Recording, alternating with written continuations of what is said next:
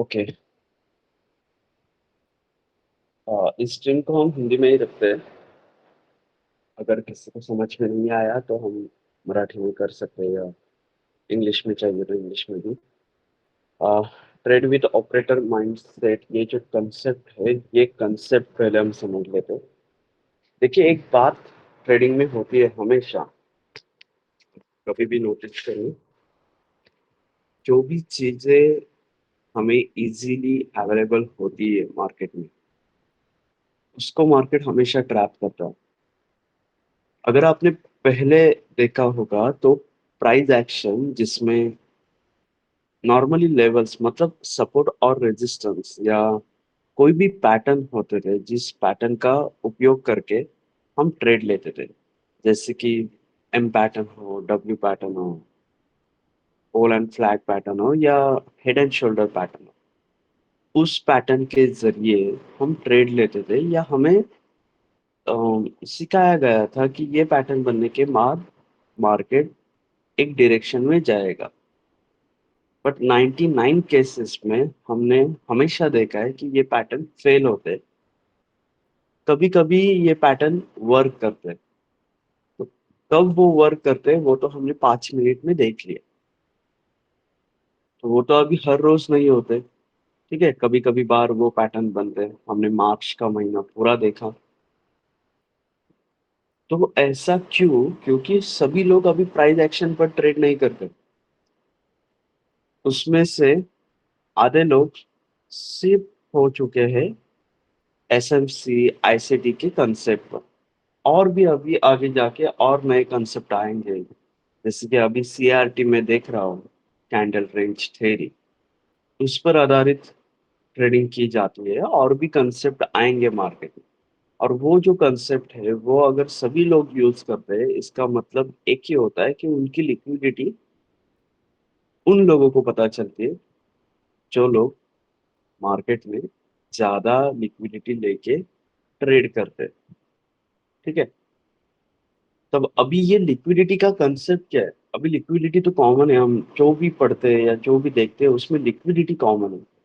अब इस लिक्विडिटी का खेल ये है कि जब भी हम ट्रेडिंग का कुछ प्लान बनाते हैं, जैसे कि एक मिनट, इससे हटाता हूँ मैं पहले। जैसे कि ये रेजिस्टेंस है, ये सपोर्ट है।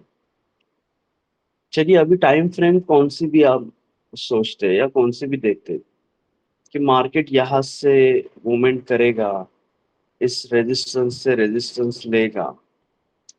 तो इस समय पर कुछ लोग दो तरीके से एक्ट होते हैं। एक वो लोग होते हैं जिनको लगता है कि ये रेजिस्टेंस अभी वैलिड है, मतलब इस रेजिस्टेंस से सेलिंग आई है, इसका मतलब उन्हें लगता है कि ये रेजिस्टेंस वैलिड है या स्ट्रांग है। वो अपनी यहाँ रिट्रेसमेंट पर यहाँ पोजीशन बनाने की शुरुआत करते हैं। यहाँ होता है उनका एंट्री पॉइंट।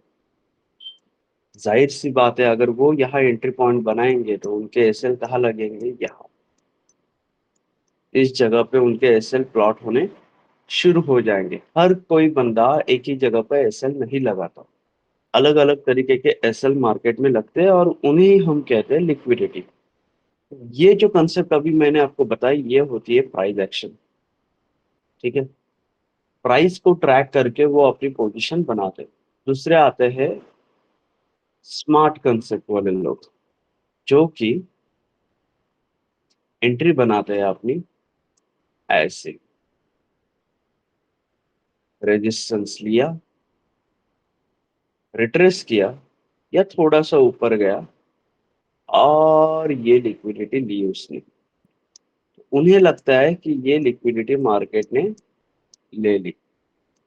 इसके बाद ये ऑर्डर ब्लॉक पे या एफवीजी पे एंट्री करते इस पॉइंट पे। ठीक है। वो लोग इसी पॉइंट पे एंट्री लेते, मतलब हर कोई एक ही पॉइंट पे एंट्री लेता है। जो प्राइस एक्शन के बंदे थे उन्हें लगता है कि अभी फिर से रिजेक्शन आया है तो ये रेजिस्टेंस स्ट्रांग है, तो इनका तो हो गया। इनको लग रहा है कि मार्केट नीचे ही जाएगा। एसएमसी वाले लोगों को लगता है कि अभी यहाँ से मार्केट गिरेगा, तो वो एफईजी या ऑर्डर ब्लॉक या जो भी है जहाँ बनता है उस पर एंट्री लेंगे, तो उनके एसएल भी यहाँ ही प्लॉट होते हैं।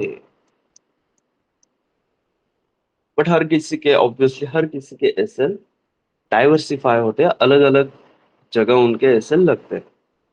तो वो एसएल लगने के बाद मार्केट एक्चुअल मूवमेंट लेता है। तो मार्केट लेता है ये सारे एसएल और अपनी मूवमेंट यहाँ देता है। क्या हुआ? जो हमने सीखा अभी तक वो पूरा फेल हो चुका है। जो भी हमने पढ़ा वो सभी मिट्टी में मिल गया। क्यों? क्योंकि हमने लिक्विडिटी की कंसेप्ट को सही तरीके से समझा ही नहीं। जो हमें लिक्विडिटी कंसेप्ट बताई गई है वो ये है, और जो लिक्विडिटी कंसेप्ट वर्क होती है वो ये है। हर कोई ये जानता है कि लिक्विडिटी होती है मार्केट में, बट हर किसी को नहीं पता कि वो लिक्विडिटी कैसी, कब और कहाँ यूज होती है। तो अगर आपने ध्यान से देखा होगा तो आपको समझ में आ चुका होगा कि लिक्विडिटी दिखी एसएमसी आईसीटी में हमें यहाँ पे, क्योंकि यहाँ पे चेंज ऑफ कैरेक्टर या कुछ तो बना, ऑर्डर ब्लॉक एफवीजी यहाँ थे। तो ऑब्वियसली एक आसान भाषा में अगर मैं बोलूँ, अगर हमें इतना दिखता है तो वो बड़े लोग भी होंगे ना कि उनको दिख रहा है कि हमारे एसएल कहाँ है, तो ऑब्वियसली मार्केट उसी डायरेक्शन में जाएगा। चलिए इसे चार्ट पर थोड़ा समझ लेते हैं।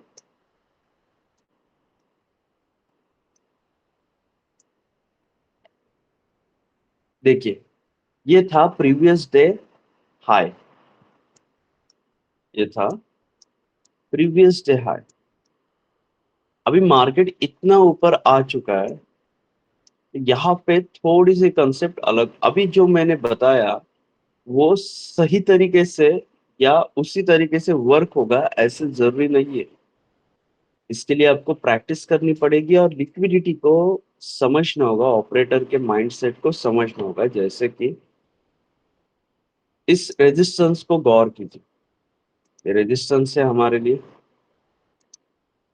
ये क्या है? प्रीवियस डे का हाई। ठीक है, इससे मैं थोड़ा बड़ा मार्क, मतलब बड़ी लेवल के साथ मार्क किए हैं। अभी क्या हुआ? मार्केट आया, पहले रेजिस्टेंस से रुका, यहाँ पे होंगे प्राइस एक्शन वाले एक्टिवेट, तो उनको लगता है कि मार्केट रेजिस्टेंस से पहले ही रिजेक्शन ले रहा है, यहाँ पे रेजिस्टेंस स्ट्रांग है। चलिए ये बात तो कंफर्म हुई। क्या हुआ? एक रिजेक्शन आया। ठीक है, प्राइस एक्शन वाले और भी एक्टिवेट हो चुके होंगे अभी, उनके एंट्री लगेंगी यहाँ पे, या जैसे इसे ब्रेक कर रहे यहाँ पे लगेंगे। अभी क्या होगा? फिर से गया और फिर से आया, ये हुआ चेंज ऑफ कैरेक्टर या कुछ तो है। ठीक है, ब्रेक ऑफ स्ट्रक्चर या चेंज ऑफ कैरेक्टर जो भी कहते हैं उनके लैंग्वेज। यहाँ पे फिर से कुछ ना कुछ मूवमेंट आई, एसएल लगे ऊपर। अभी कितने एसएल है क्या है हमें नहीं पता, बट हमें ये पता है कि डायरेक्शन मार्केट की अभी ये रहने वाली है।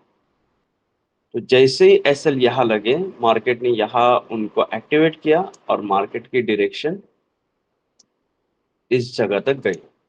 अभी ये सवाल आपके मन में आया होगा कि ये डायरेक्शन जो आई है, ये जो रैली आई है, वो यहाँ तक ही क्यों आई, यहाँ तक क्यों नहीं गई, कि इसके ऊपर क्यों नहीं गई? इसका आंसर ये है कि लिक्विडिटी कितनी है मार्केट में, मार्केट उतना ही लेगा ना। कि यहाँ पे सेलर्स कितने एक्टिवेट होंगे उस पर ही डिपेंड होगा कि मार्केट कितना ऊपर तक जा सकता है। जैसे कि ये होने से पहले हमने देखा कि मार्केट में एक बाइंग स्ट्रक्चर बना था, मार्केट ऊपर की तरफ जा रहा था। तो जाहिर सी बात है कि यहाँ से सेलर को एक्टिवेट करके उनकी लिक्विडिटी लेना मार्केट को आसान नहीं है। फिर भी उसने कोशिश की और जितने एसएल थे मार्केट, उसने वो एक्टिवेट किए।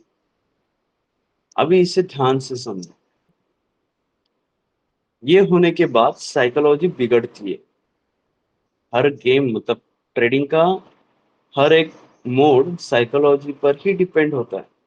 अभी इसमें क्या हुआ, साइकोलॉजी इफेक्ट हुई, ब्रेकआउट आया। ठीक है, अभी एक नॉर्मली बता रहा हूँ, इसमें टाइम फ्रेम का कोई रोल नहीं है। ब्रेकआउट आया, ब्रेकआउट के बाद हर कोई, ये आया ब्रेकआउट, रिट्रेसमेंट पर ट्रेडिंग की कोशिश करेगा, एंट्री की कोशिश करेगा, मतलब यहाँ पर एंट्री की कोशिश करेगा। ये उनके लिए होगा एक ट्रेंड लाइन का एरिया, ये होगा उनका एक्टिवेशन एरिया। जिन्होंने यहाँ पे एंट्री ली है, जिन्हें लगता है यहाँ से मार्केट अभी जाएगा ही ऊपर, उनके एसएल तो ऑब्वियसली नीचे ही होंगे, वो एसएल ले चुका होगा। अब आएंगे आईसीटी एसएमसी वाले लोग, जैसे यहाँ से स्ट्रक्चर डेवलप होगा वो ऊपर की तरफ प्लान करेंगे। जो प्लानिंग उनकी होंगी शायद यहाँ पे, इस जगह पे। क्यों? क्योंकि चार्ट को गौर से देखिए क्या हो रहा है।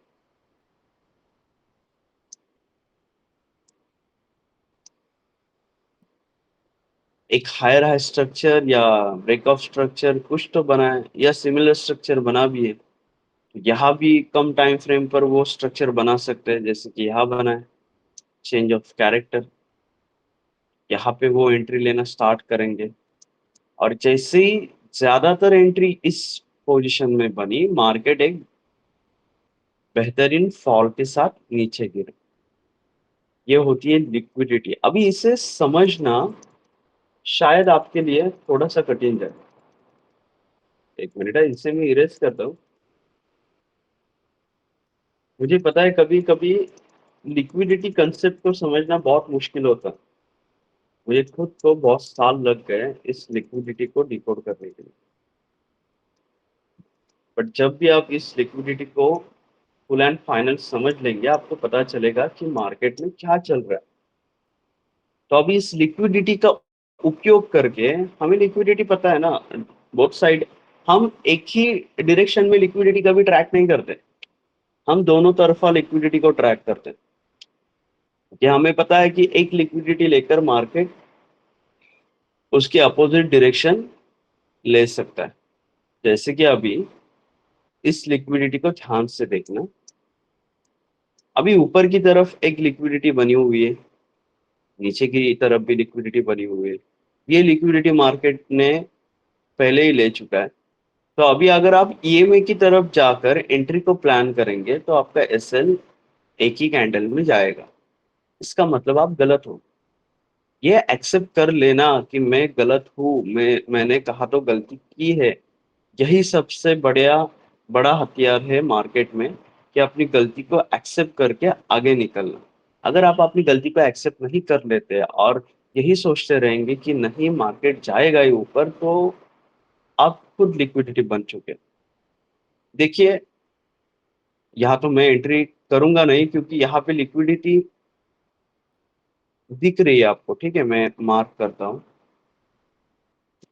बट कितनी लिक्विडिटी आपके पास है, कितनी लिक्विडिटी मार्केट ले चुका है, कहाँ कहाँ पर मार्केट में ज्यादा लिक्विडिटी बन चुकी है, उसके आधार पर हमें एंट्री लेनी होती है। ठीक है, इस बात को समझो। यहाँ हम तो एंट्री करेंगे नहीं ऊपर की तरफ, क्योंकि मार्केट पहले से ही ऊपर ही आ रहा है। तो अगर मार्केट को ऊपर जाना है तो लिक्विडिटी तो लेनी पड़ेगी ना, तो उसने ली नहीं है अभी तक, तो वो ऊपर कैसे जा सकता है यहाँ से? पहले ये दिमाग में लाना। अगर मार्केट को ऊपर जाना है तो कौन से ना कौन से लिक्विडिटी को अफेक्ट करना ही होगा उससे। बट उसने क्या किया, लिक्विडिटी नहीं कोई एक्सेप्ट की, और वो ऊपर जा रहा है। इसका मतलब इसमें स्मार्ट मनी वालों को ट्रैप किया जा रहा है, और ऐसी ट्रेड में हम कई बार फंसे।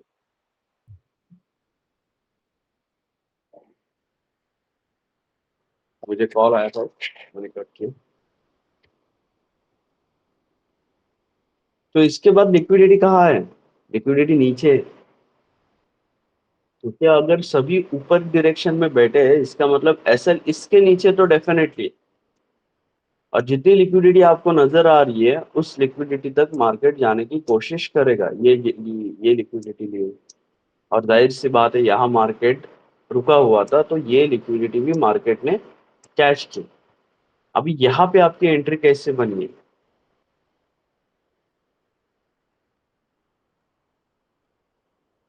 यहाँ पे ईएमए का स्ट्रक्चर यूज करके हमने लिक्विडिटी को कैसे एक्सेप्ट किया? ऊपर की तरफ की लिक्विडिटी का हमने समझा कि ऊपर की तरफ मार्केट बढ़ रहा है पहले से, तो ऊपर की तरफ उसे जाना है तो लिक्विडिटी को क्रिएट करना होगा, उससे ग्रैब करना होगा, फिर वो बढ़ेगा। बट ऐसी कोई सिचुएशन हमें यहाँ दिखाई नहीं दी। ठीक है, फिर भी हमने लिया ट्रेड। ठीक है, ट्रेड लिया, एक ही कैंडल में हमारा एसएल चला गया। ठीक है, यहाँ पे हमने ट्रेड लिया, मार्केट गया ऊपर, एक दो तीन, तीन चार कैंडल में हमारा एसएल चला गया। इसको आपको एक्सेप्ट करना होगा कि यार एसएल चला गया हमारा, इसका मतलब हमने कुछ तो गलती की, हम खुद लिक्विडिटी बन गए। तो इसे एक्सेप्ट करना और समझ लेना कि मार्केट ऊपर की डायरेक्शन में नहीं जा रहा है, इसके लिए आपका एसएल गया ना, तो लिक्विडिटी तो ऊपर की तरफ नहीं है। तो वेट करना और देखना कि नीचे की तरफ आपको कोई मूवमेंट मिलता है क्या। तो यहाँ मूवमेंट मिला, तो आपको सिर्फ आसान तरीके से, आसान भाषा में ही हम ट्रेड लेते हैं। भले ऑपरेटर माइंडसेट यूज करते हैं, बट आसान से आसान तरीका यूज करते हैं, जैसे कि ईएमए। अभी ईएमए को क्रॉस ओवर होना चाहिए, तो क्रॉस ओवर हुआ कहाँ पे? ये रेड कैंडल क्लोज दिख रही है आपको? यहाँ पे नहीं हुआ है, यहाँ पे जस्ट निकल रहा है, क्रॉस कर रहा है, क्रॉस हुआ नहीं कंप्लीटली, जस्ट एक दूसरे से टकरा है। इस कैंडल पर जोर देना, ध्यान देना, नहीं तो बाद में आपको समझ में नहीं आएगा। ईएमए कौन से यूज कर रहे हैं हम? 20 और 44 ईएमए। ठीक है, बट फिलहाल मैं कौन सा ईएमए यूज कर रहा हूँ टेस्टिंग के लिए? 15 ईएमए। बट आइडली मैं कौन सा यूज करता हूँ? 20 और 44। बट अभी प्रैक्टिकल एक और भी उसमें डेवलपमेंट करनी है, इसलिए मैं 15 और 44, तो आप कौन सा भी लगा सकते हैं, दोनों में आपको एंट्री मिलेगी। 15 में ज़्यादा जल्दी मिलती है, तो रिस्क और रिवॉर्ड रेशो अच्छा मेंटेन होता है। तो इसमें कि हमें एंट्री कहाँ मिली है, तो अगर ये रेड कैंडल आप देखोगे तो यहाँ सिर्फ मार्केट में उसमें टकराव हुआ है, किसमें? ईएमए में। अभी लिक्विडिटी तो हमें पता चली कि नीचे की तरफ है, ऊपर की तरफ भी है, बट ऊपर की तरफ लिक्विडिटी लेने मार्केट जा नहीं रहा है, इसका मतलब ऊपर लिक्विडिटी नहीं है। तो नीचे की तरफ है, तो नीचे की तरफ अभी एंट्री कहाँ मिलेगी? तो अभी हमें ये टकराव होने के बाद एक रेड कैंडल चाहिए, जो कि रेड कैंडल आपको मिली यहाँ पे। उसके बाद मिली ग्रीन कैंडल यहाँ। तो रेड कैंडल मिलने के बाद हमें चाहिए ग्रीन कैंडल। ग्रीन कैंडल क्यों चाहिए और रेड कैंडल क्यों चाहिए, ये बात को समझ लो। जिस तरफ मार्केट जा रहा है उस तरफ की कैंडल चाहिए। क्यों? क्योंकि उसमें हमें कॉन्फ्लिक्ट दिखे, मार्केट में क्रॉस ओवर दिखे। तो 20 और 44 में हमें अगर क्रॉस ओवर मिलता है तो उसकी रेड कैंडल नीचे की तरफ क्लोजिंग चाहिए जो आई। उसके बाद एक ग्रीन कैंडल चाहिए जो कि हमें दिखाई दे कि यहाँ पे रिटेलर बाय कर रहे हैं। अगर कोई बाय करेगा तो ही आप सेलिंग कर पाओगे नीचे की तरफ जाते हुए। और यहाँ पे अगर कोई सेलिंग कर रहा है, अगर कोई सेलिंग कर रहा है जैसे कि यहाँ पे, तो ही आप ऊपर की तरफ ट्रेड ले पाओ। इस बात को समझो। ठीक है, कोई बिकेगा तो ही आप खरीदोगे, या कोई खरीदेगा तो ही आप बिकेंगे। ठीक है, सिंपल भाषा। तो यहाँ पे हमारा क्या हुआ? ट्रेड एक्टिवेट हुआ। अभी इस रिस्क एंड रिवॉर्ड रेशियो को आपको मैनेज करना है। जैसे हमने यहाँ पे एंट्री प्लान की, ठीक है, नीचे की तरफ जैसे इसके नीचे निकलता है, हमने एंट्री प्लान की। अभी एसएल, कोई लोग बोलेंगे कि मैंने एसएल यहाँ पे रखा, कोई लोग बोलेंगे कि मैंने यहाँ रखा। अभी एसएल को समझो। एसएल एक ऐसी कंसेप्ट है जो आपको आपके रिस्क मैनेज करती है। अभी मैं यहाँ पे रिस्क कहाँ लगा सकता हूँ? तो अगर आपकी स्टार्टिंग हो, आपको अनुभव की कमी हो, एक्सपीरियंस कम हो, तो आप एसएल इसके ऊपर ही रखना। ये जो रेशो है उसमें 1:2 कम से कम लेने की कोशिश करना। कितना मैंने कहा? 1:2। और जैसे ये मार्केट आगे की तरफ बढ़ेगा, आपको एक स्ट्रक्चर देगा और उस स्ट्रक्चर का लो ब्रेक करेगा, वैसे आप उसका रेशो बढ़ाते जाइए। या आपका जब टारगेट कंप्लीट होगा 1:2, तो आप काम कर लेना, इसको कॉस्ट टू कॉस्ट ला के रखना, मतलब यहाँ पे। ठीक है, ये होता है कॉस्ट टू कॉस्ट। तो अभी चलिए हम रेशो देखते हैं कि यहाँ से अगर मैं मार्केट को खींचता, यहां तक भी लाता, क्योंकि यहाँ पे ये लिक्विडिटी तो ली मार्केट ने, और इस लिक्विडिटी तक मार्केट को मैं लाता तो कम से कम 1:5, 1:5। मतलब अभी आप एक बात को समझो कि आपका अकाउंट छोटा है, $100 का है, मैं $10 की रिस्क ले रहा हूं, तो कम से कम आपका $50 का प्रॉफिट होगा। और रिस्क अगर जाएगी तो $10 की जाएगी। अगर यहाँ से अगर आप फेल होंगे, जैसे कि हम यहाँ पे फेल हुए, $10 की मैंने रिस्क ली, मैं फेल हुआ, यहाँ पे मैंने पास किया, $10 ये माइनस में हुए तो वो कवर हो चुके, और मैं $40 प्रॉफिट में भी आया। अभी इसमें एक समझने वाली बात है कि कहाँ रुकना है और कहाँ आगे बढ़ना है, इस बात को समझो। अभी देखिए इस ट्रेड में तो मैं बैठ गया, बट मुझे कहाँ रुकना है ये मुझे पता नहीं। तो अभी देखिए मार्केट जैसे नीचे आया, इस लेवल से बाइंग, एक मेजरली बाइंग आपको दिखे, तो मार्केट ने पहले से ही यहाँ पे एक सपोर्ट बनाया था, उसी सपोर्ट से मार्केट ने बाइंग की। इसका मतलब है कि बायर्स, अभी भी रिटेल बायर्स यहाँ पे बाय कर रहे हैं, जो भी है, ऑर्डर ब्लॉक वाले, एफवीजी वाले, प्राइस एक्शन वाले। इसका मतलब और भी नीचे उनके एसएल लगे हुए हैं। तो यहाँ पे हमें रुकना है।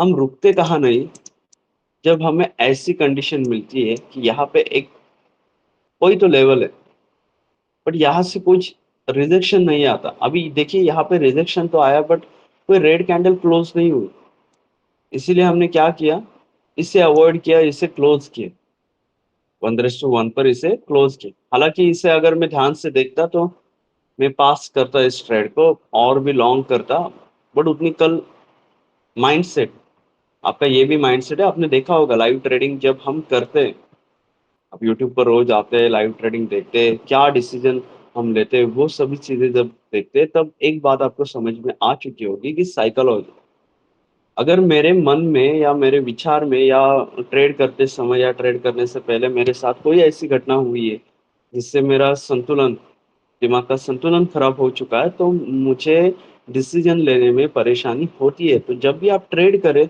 इस बात का ध्यान रखना कि आपकी साइकोलॉजी ठीक से काम करे, क्योंकि आपको वैसे डिसीजन लेने, अगर वो डिसीजन लेने में आप असमर्थ है, तो एक प्लान बनाइए, एक डिसिप्लिन बनाइए, एक रूल बनाइए कि ये कंडीशन होते ही मुझे बाहर निकलना है, ये कंडीशन होते ही मुझे रुकना है।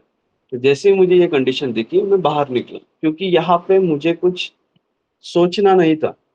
मैंने देखा एक लेवल है, स्ट्रॉन्ग लेवल है, कल की क्लोजिंग थी प्रीवियस डे की, यहाँ पे रिजेक्शन नहीं आया, मैं निकल गया। मार्केट उसके बाद कहाँ भी जाए मुझे कोई फर्क नहीं पड़ता, जो मैंने रूल्स बनाए हैं, जो मैंने देखा है लिक्विडिटी को, वैसे अगर एक्ट होता है तो मैं रुकूंगा, वैसे एक्ट नहीं होती है लिक्विडिटी तो मैं बाहर निकल जाऊंगा। यहाँ पे हम बाहर निकल, इस सिचुएशन में हम रुकते हैं, क्योंकि एक स्ट्रॉन्ग रिजेक्शन आया था यहाँ से, तो मार्केट जाएगा। हाँ, बस सवाल यह है कि एसएल कहाँ रखना है। तो जैसे 1:2 आपका कंप्लीट हो, कम से कम 1:2 चाहिए आपको लिक्विडिटी को, सॉरी एसएल को ट्रेल करने के लिए, कॉस्ट टू कॉस्ट।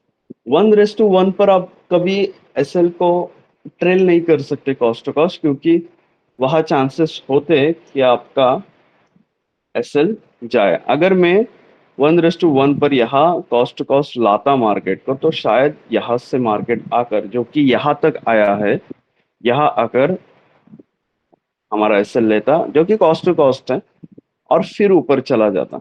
ठीक है, ऐसे मार्केट को समझना इतना भी मुश्किल नहीं है और आसान भी नहीं है। अगर आसान भाषा में बताऊं, तो जैसे आप प्रैक्टिस करते जाओगे आपको समझ में आ जाएगा। तो अभी मैंने क्या बताया कि लिक्विडिटी कौन सी तरीके की होती है, लिक्विडिटी कैसे क्रिएट होती है, हमें उसे कैसे पहचानना है, और हमें एंट्री कैसे लेनी है। तो इसके और भी 2-3 तरीके देख लेते हैं हम। ठीक है, तो अभी देखिए यहाँ पे फिर से जाते हैं, ये है प्रीवियस डे हाई। अभी आपको पता है, मुझे पता है कि मुझे एंट्री कहाँ लेनी है। ठीक है, तो जैसे कि ऊपर की तरफ अगर लिक्विडिटी मार्केट को बनानी हो, तो पहले तो क्या चाहिए, लिक्विडिटी को अफेक्ट करना चाहिए। लिक्विडिटी को यहाँ अफेक्ट किया है कि एक बार और दो बार एक ही जगह से सेलिंग आई है, जो कि पहले से ही वो लेवल स्ट्रांगली एक्ट कर रही है। ठीक है, स्ट्रांगली एक्ट कर रही है। तो इसका मतलब लिक्विडिटी कहाँ है? पहली नजर में मुझे लिक्विडिटी कहाँ दिख रही है? यहाँ पे। तो पहली की बात, मैं नीचे की तरफ ट्रेड करूंगा नहीं, जाहिर सी बात है। अभी आप सोचोगे कि अगर लिक्विडिटी ऊपर की तरफ है तो आप नीचे की तरफ ट्रेड करोगे नहीं, बट लिक्विडिटी तो यहाँ भी दिख रही है आपको, ये यहाँ भी दिख रही है क्योंकि यहाँ रुका था मार्केट, ये एफविजी है, यहाँ पे लिक्विडिटी है। तो नीचे की तरफ अगर मुझे ट्रेड करना है या ऊपर की तरफ करना है, अभी मुझे नहीं पता। अभी मुझे लिक्विडिटी दिखी कि यहाँ भी है, यहाँ भी है और यहाँ भी है। आपको लिक्विडिटी तो नजर आई, ऊपर की तरफ भी नीचे की तरफ भी। चलिए सोचते हैं कि मैं भूल गया या मैंने कोई गलती की, तो मुझे अभी नीचे की तरफ लिक्विडिटी को लेना है या नीचे की तरफ मुझे ट्रेड करना है। तो मैं कैसे करूंगा? तो ईएमए का यूज कीजिए एंट्री के लिए। लिक्विडिटी नीचे है अभी, ये लिक्विडिटी मार्केट ने ग्रैब की, इसके बाद अभी मूवमेंट आएगा। ये ग्रैब की, कॉन्फ्लिक्ट किया। अभी ध्यान से देखना कौन सी कैंडल पर उसने कॉन्फ्लिक्ट किया है, इस कैंडल पर। अभी इसके बाद हमें क्या चाहिए? Green candle. तो ये आई, ये बड़ी वाली ग्रीन कैंडल। तो इसके नीचे जब मार्केट निकलेगा तब हमें एंट्री मिलेगी। अभी इस लिक्विडिटी और ईएमए के कंसेप्ट को ध्यान से सुनना। ये ऐसा स्ट्रक्चर मैंने क्यों बनाया है? अगर सच में लिक्विडिटी नीचे की तरफ हो तो ही मार्केट जाता है। ये कंडीशन होने के बाद अगर सच में लिक्विडिटी नीचे की तरफ हो तो ही मार्केट जाता है, अगर आपने लिक्विडिटी को सही से रिएक्ट किया होगा तो। ज्यादातर केस में आप बचते हैं, आपको ट्रेड नहीं मिलता नीचे की तरफ। आपने कई बार देखा होगा, लाइव ट्रेडिंग हम जब करते हैं तब हमें ट्रेड मिलता ही नहीं, मतलब ट्रेड एक्टिविटी नहीं होता। क्यों होता है ऐसे? क्योंकि उस तरफ लिक्विडिटी होती ही नहीं। अभी चलिए मार्केट को ऊपर की तरफ देखते हैं। तो ऊपर की तरफ मार्केट में कॉन्फ्लिक्ट कहाँ हुआ है? इस तरफ, यहाँ पे। आप बोलोगे कि यहाँ भी हुआ है, तो यहाँ पे टकराव हुआ है। 20 और 44 ईएमए का टकराव हुआ है। यहाँ पे लिक्विडिटी पहले से ही है। तो इस कैंडल पर मेरा ट्रेड एक्टिवेट हुआ। अभी चाहिए हमें एक रेड कैंडल। तो रेड कैंडल कहाँ देखने को मिल सकती है हमें? ये वाली, ये डोजी है। भले रेड क्लोज हो बट ये डोजी है। ये रेड कैंडल अभी मुझे मिली। अभी इस कैंडल का जैसे ही हाई निकलता है मुझे ट्रेड में एंटर होना है। और एसएल कहाँ रखना है? जो स्विंग मिलेगा, मतलब यहां से अगर जाता तो यहाँ, यहां से गया तो इसलिए। तो इस सेटअप को मैं ऐसे प्लान कर दूंगा। बट अब ध्यान रखना कि आपको क्या करना है। पहले तो 1:1 जो भी है, 1:1 आपने किया टारगेट को कंप्लीट। अभी आपको देखना है कि रेजिस्टेंस कहाँ है। रेजिस्टेंस ऊपर एक है स्ट्रांगली, बीच में कुछ नहीं है। ठीक है, इस रेजिस्टेंस की लिक्विडिटी मार्केट अभी ले रहा है।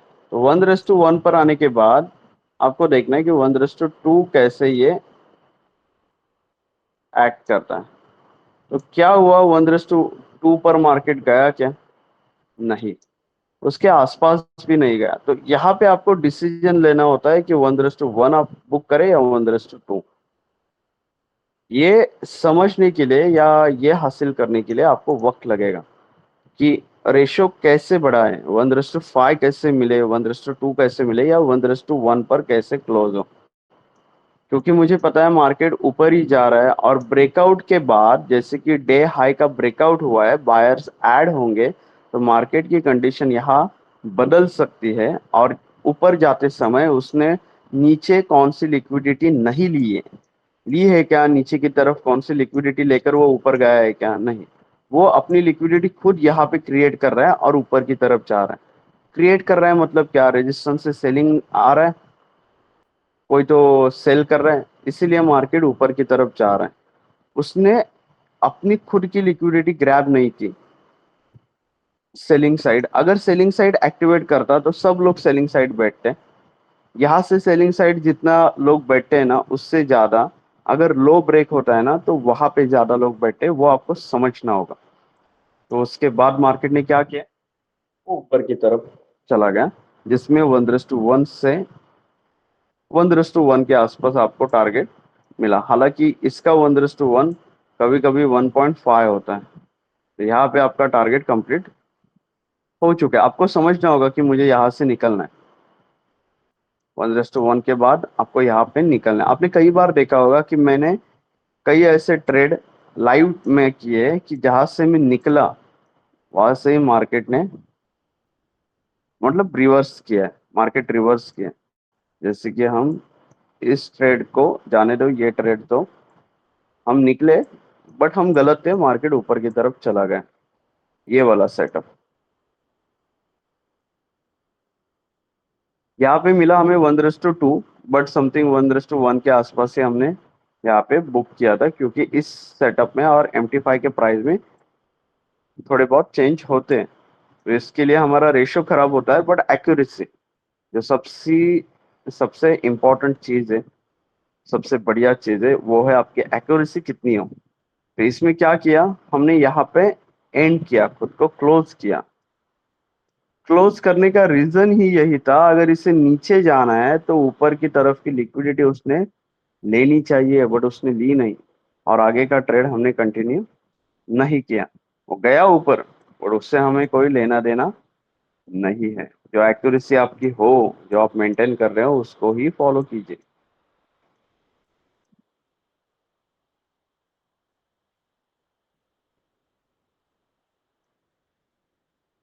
ये वाला setup same as it is. Market ने नीचे की तरफ की लिक्विडिटी ली, फिर ऊपर चला गया। अभी इसकी लिक्विडिटी मेन कहाँ पे होगी, इसके ऊपर या इसके आसपास। बट यहाँ पर भी हमने 1:1 को बुक किया था। अभी 1:1 पर आपने देखा होगा कि हमने ज्यादातर ट्रेड 1:1 पर, ये तो ट्रेड आपको याद होगा कि साइकोलॉजिकल लेवल पे मार्केट आया था, बट वहां से सेलिंग नहीं आई थी। थोड़ा सा ऊपर जाने के बाद, ब्रेकआउट आने के बाद सेलिंग स्टार्ट हुई, इसलिए हमने यहाँ पे क्लोज किया मार्केट को। बट यहाँ पे हमें प्रॉफिट अच्छा मिला था, क्योंकि रेशियो बढ़िया था। आप जितने रिस्क को मैनेज करेंगे उतना रिवॉर्ड आपको अच्छा मिलेगा। तो आज आपने देखा कि हमने थोड़ा सा बैक टेस्ट किया, ईएमए के एंट्री को समझा। अभी आप खुद ईएमए पर एंट्री की प्लानिंग करिए, बट लिक्विडिटी को फाइंड आउट करने के बाद डायरेक्टली ईएमए पर एंट्री करने जाएंगे तो आप फेल ही होंगे, क्योंकि ईएमए कोई इंडिकेटर नहीं जो आपको एंट्री देता है। ये जस्ट हमने एक सेटअप बनाया है जो कि लिक्विडिटी के बाद हमें एवरेज का कॉन्फ्लिक्ट मिलता है, और उस कॉन्फ्लिक्ट पर हम ट्रेड को प्लान करते हैं। तो ये जिंदगी भर ऐसे नहीं रहने वाला, ये कभी ना कभी चेंज होगा, और ये चेंज होगा तब हमें उससे पता लगाना होगा कि वे क्या इसमें चेंजेस आए, या अभी कैसे एंट्री ये दे सकता है। तो इसीलिए आपको लिक्विडिटी को समझना बहुत जरूरी है। अगर आपने लिक्विडिटी को समझा तो आप एंट्री का प्लान किसी भी स्ट्रक्चर पर कर सकते हैं। तो आज के लिए बस इतना ही। बाकी हर रोज लाइव होने के बाद हम जो लाइव सेशन, एजुकेशनल सेशन करेंगे, उसमें आगे की बातें मैं अभी धीरे धीरे करूंगा। आज हमने लिक्विडिटी को डीप से जाना, एंट्री को डीप से जाना।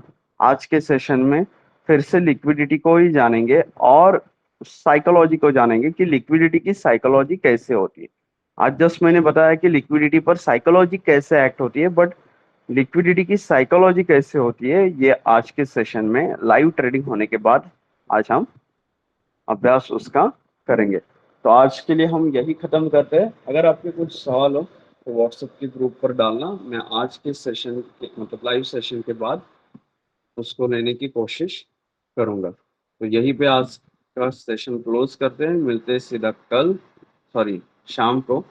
तब तक के लिए बाय बाय।